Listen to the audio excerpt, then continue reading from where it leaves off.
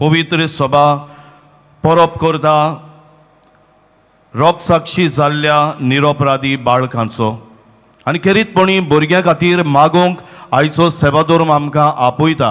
आयचें पयलें वाचप बागेवन जोआच्या चिटींतलें वाचप।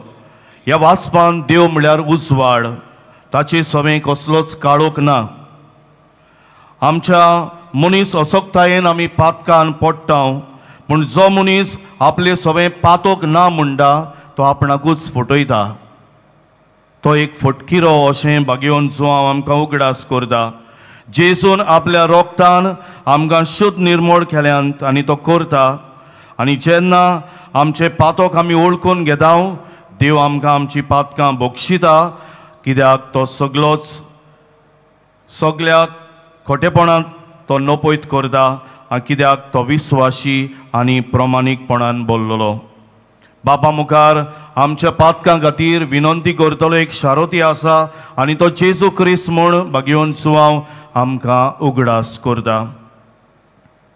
एकाच उतरान तो एकामेकाक सवें पातोक करिना जावंक पातकां मेकळें जिवीत जिवंक तो आमकां बागेवन सुवाव आयच्या पयल्या वाचपांत आपयता।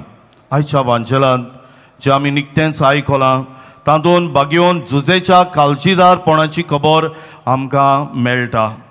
बागेवन झुजे देवदूताच्या सांगण्या प्रमाणे बाळकाक आनी ताच्या आवयक घेवन इजिप्ताक पळून वेता, कित्याक हेरोद राजा बाळकाक नाच करूंक सोदतालो।